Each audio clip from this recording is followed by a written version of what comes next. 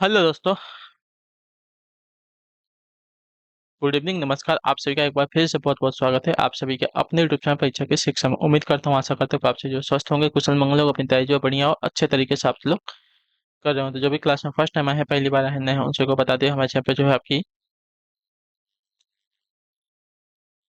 BEd प्रवेश परीक्षा 2026 की आपकी तैयारी जो डेली बेसिस पे रेगुलर करवाई जाए। तो जिसे भी तैयारी पूरी करनी है, कंप्लीट करनी है, चैनल को सब्सक्राइब करके आप लोग हमारे साथ जुड़ रहेंगे। क्लास का समय देखिए, जीके जीएस की जो है 10 बजे, रीजनिंग की जो क्लास है दोपहर को 1 बजे, कला की जो क्लास है शाम को 4 बजे, और हिंदी की जो क्लास है शाम को 7 बजे आप सभी को देखने को मिलती है। तो इसी टाइम पे आप सभी को क्लास से जुड़ के अपनी तैयारी को पूरा कंप्लीट करना है। नीचे डिस्क्रिप्शन आप सभी को इंस्टाग्राम टेलीग्राम का लिंक मिलेगा, तो इंस्टाग्राम पे आप हमें फॉलो करेंगे, टेलीग्राम चैनल को ज्वाइन करेंगे। टेलीग्राम चैनल पर डेली बेसिस पर क्लास का अपडेट, एग्जाम का अपडेट, जो पीडीएफ वगैरह है आपको देखने को मिल जाता है। तो आप लोग जो है टेलीग्राम चैनल को ज्वाइन कर लीजिएगा, ठीक है। चलें क्लास स्टार्ट करें बिना किसी देरी के। एक एक क्वेश्चन आपके एग्जाम के लिए बहुत बहुत ध्यान से के क्वेश्चन को देखिएगा, समझिएगा, फिर इसको उत्तर देने की कोशिश करते हुए आगे बढ़ेंगे। क्लास स्टार्ट करने से पहले जिसने तक क्लास को लाइक नहीं किया, लाइक करेंगे, शेयर नहीं कर सकेगा, और जिसने तक चैनल को सब्सक्राइब नहीं किया, चैनल को सब्सक्राइब कर लीजिए, ठीक है। जो इंद्रियों की पहुंच से बाहर हो, इसके लिए एक शब्द क्या होगा? तो जो इंद्रियों की पहुंच से बाहर हो उसको क्या कहेंगे? तो जो इंद्रियों की पहुंच से बाहर हो तो वो आपका अति इंद्रिय कहलाता है, ठीक है। तो इसमें से कोई भी विकल्प नहीं दिया गया है अति इंद्रिय, तो आपका इनमें से कोई नहीं हो जाएगा, ठीक है। जो इंद्रियों की पहुंच से बाहर हो इसके लिए आपका अति इंद्रिय हो जाएगा। चलिए, किस वाक्य में आपका स्थानवाचक क्रिया विशेषण है? बताइए, किस वाक्य में आपका स्थानवाचक क्रिया विशेषण है? आप यहाँ बैठिए, तो आपका क्या हो जाएगा? स्थानवाचक क्रिया विशेषण हो जाएगा, ठीक है। आप यहाँ बैठिए, वाक्य में आपका यहाँ शब्द जो है स्थानवाचक क्रिया विशेषण का हो जाएगा। क्लियर? चलिए, 78 नंबर, हिंदी भाषा के विकास का सही अनुक्रम कौन सा है? ठीक है, हिंदी भाषा के विकास का सही अनुक्रम कौन सा है? तो हिंदी भाषा के सही विकास का सही अनुक्रम देखा जाएगा तो यहाँ पे हो जाएगा पाली, प्राकृत, अपभ्रंश, और उसके बाद हिंदी हुआ है, ठीक है। पाली, प्राकृत, अपभ्रंश और हिंदी, ये हिंदी भाषा के विकास का सही अनुक्रम दिया गया। तो ऑप्शन नंबर ए हमारा राइट होगा। चलिए, 78 हो गया। 79 नंबर, निम्नलिखित में से कौन सा शब्द जो है व्यक्तिवाचक संज्ञा नहीं है? ठीक है, निम्नलिखित में से कौन सा शब्द जो है व्यक्तिवाचक संज्ञा का नहीं है?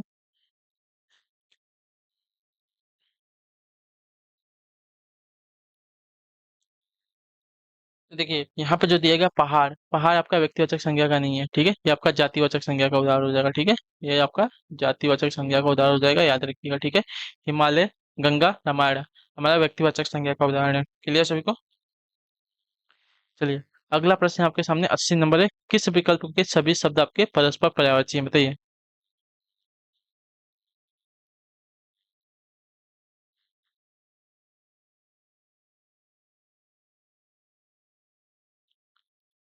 चलिए, उत्तर दीजिए।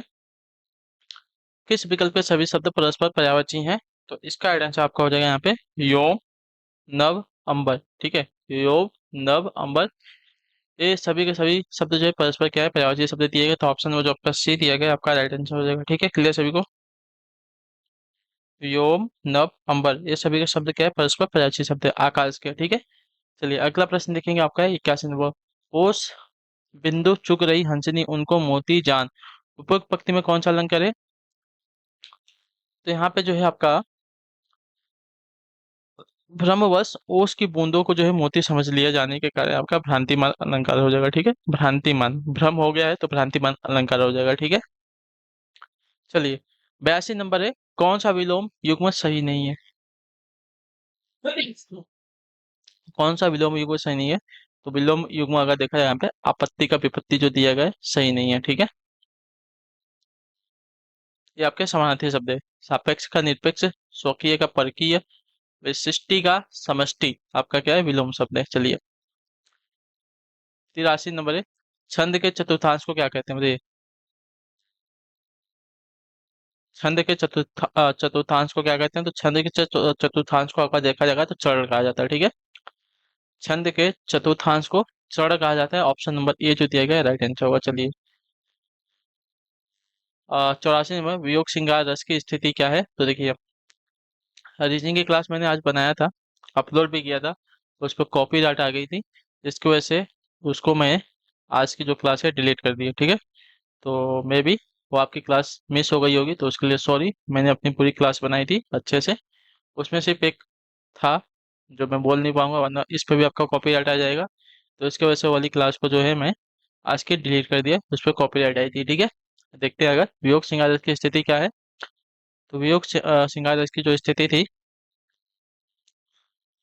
मिलन होती है, ठीक है। वियोग सिंगारस की स्थिति जो है मिलन है। क्लियर। देखिए अपना कांटेक्ट होने के बाद भी सिर्फ अब उसमें दिया गया है पढ़ाने के लिए, तो पढ़ा नहीं सकते, तो उसकी वजह से वहाँ पे कॉपीराइट आ गया, ठीक है। चलिए, सियाराम स्वरूप अगाध अनूप बिलोचन मिनन को जलु है, ठीक है।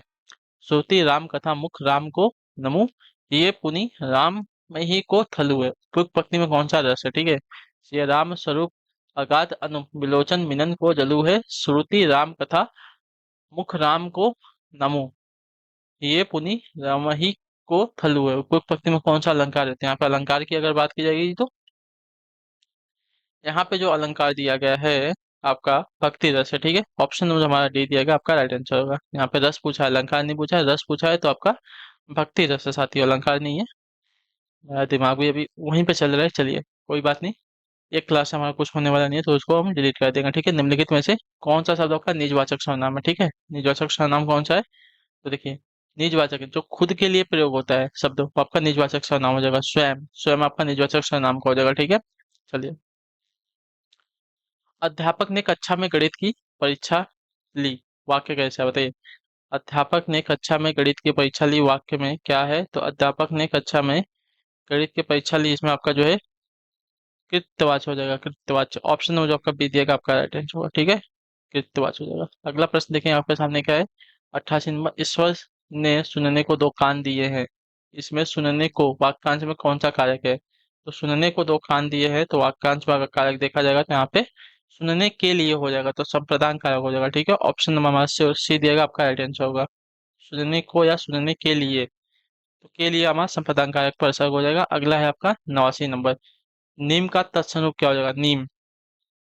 तो नीम का तत्सम आपका जो दिया गया है निम्ब, निम्ब हो जाएगा, ठीक है। ऑप्शन नंबर जो सी दिया गया आपका रहेगा। निम्ब जो है, नीम, ये हमारा तत्सम शब्द है, और नीम जो है हमारा तद्भव शब्द है, ठीक है। तो संस्कृत के शब्द से परिवर्तित होकर हिंदी में आया हुआ शब्द है, तो तद्भव शब्द बनेगा, ठीक है। इम्प्लीमेंटेशन का हिंदी परिभाषिक शब्द क्या हो जाएगा, तो इम्प्लीमेंटेशन का हिंदी परिभाषिक शब्द हो जाएगा कार्यान्वयन, ठीक है। कार्यान्वयन, ठीक है। ऑप्शन जो डी दिएगा आपका राइट आंसर, इम्प्लीमेंटेशन का हिंदी शब्द। 91 बहुब्रीहि समास का उदाहरण कौन सा बताइए। बहुब्रीहि समास का उदाहरण कौन सा है, तो बहुब्रीहि समास का उदाहरण देखा जाएगा यहाँ पे चक्रधर हो जाएगा, ठीक है। बहुब्रीहि समास का उदाहरण पर चक्रधर हो जाएगा। ऑप्शन नंबर बी हमारा जो दिएगा आपका राइट आंसर। चक्र यानी कि चक्र को धारण करने वाला श्री श्री कृष्ण में आपका बहुब्रीहि समास है, ठीक है। यहाँ पे पहला और दूसरा पद छोड़कर कोई तीसरा पद प्रधान होता है, ठीक है। करदम का प्राचीन शब्द क्या हो जाएगा, तो करदम का प्राचीन शब्द आपका यहाँ पे हो जाएगा किच, किच करदम का प्राचीन शब्द है, ठीक है। इसके अन्य प्राचीन शब्द हो जाएंगे कीचड़, पंख, गारा, ठीक है। ये सभी इसके प्राचीन शब्द हो जाएंगे। सखैश्वर्य शब्द में कौन सी संधि लगी हुई है, सखैश्वर, तो देखिए सखी धन ऐश्वर्य, तो यहाँ पे ई, देखिए मैं इसका अगर पूरा लिख दूं आपको, देखिए सखी धन ऐश्वर्य मिलकर सखैश्वर हुआ है, तो यहाँ पे बड़ी प्लस ए मिलकर किसमें परिवर्तित हुए, ए में परिवर्तित हुए, तो ये कौन सा नियम है, तो यड़ संधि का नियम है, ठीक है। ऑप्शन नंबर जो बी दिएगा आपका राइट आंसर हो जाएगा। चलिए, अगला प्रश्न आपका 94 नंबर है, व्याकरण जानने वाला वाक्यांश के लिए एक शब्द क्या हो जाएगा बताइए। व्याकरण जानने वाला वाक्यांश के लिए एक शब्द क्या हो जाएगा।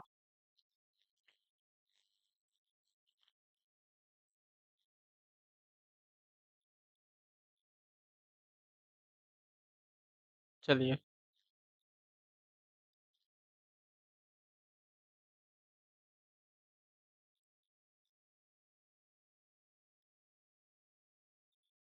हाँ, व्याकरण जानने वाला वाक्यांश के लिए एक शब्द क्या हो जाएगा बताइए इसका। तो व्याकरण जानने वाला वाक्यांश के लिए एक शब्द आपका हो जाएगा यहाँ पे व्याकरण, व्याकरण। ऑप्शन नंबर जो सी दिएगा आपका राइट आंसर होगा। चलिए अगला प्रश्न देखेंगे आपका 95 नंबर, क्या दिया गया है बताइएगा, राइट आंसर क्या हो जाएगा। सरकार शब्द में कौन सा उपसर्ग है, सरकार, तो सरकार में उपसर्ग की बात कर रहा है, तो उपसर्ग जो है यहाँ पे सर उपसर्ग लगा है। ऑप्शन नंबर जो बी दिया गया आपका राइट आंसर होगा, ठीक है। सर आपका अरबी फारसी के उपसर्गों से हिंदी में आया हुआ है, ठीक है। चलिए, 96 नंबर है, निम्न में से तालव्य ध्वनि है कौन सी? तालव्य ध्वनि कौन सी है? तो तालव्य ध्वनि की अगर बात करेंगे तो यहाँ पे जो स दिया गया हमारी तालव्य ध्वनि, ऑप्शन नंबर जो सी दिया गया राइट है। चलिए, 97 संता में किस शब्द की संधि गलत दी गई है यहाँ पे, ठीक है। किस शब्द की जो संधि दी गई है यहाँ पे गलत दी गई है? तो अतः एव अतएव, मम इतर ममेतर, अक्षधन ओहनी अक्षोहिणी, नवधन ओढ़ा नवोढ़ा। न ओढ़ा नहीं होता, नौड़ा होता है, न ओढ़ा होता है, ठीक है। नौड़ा होता है, न ओढ़ा नहीं होता है। क्लियर? यहाँ पे अ और उ मिलकर जो है किसमें परिवर्तित होंगे?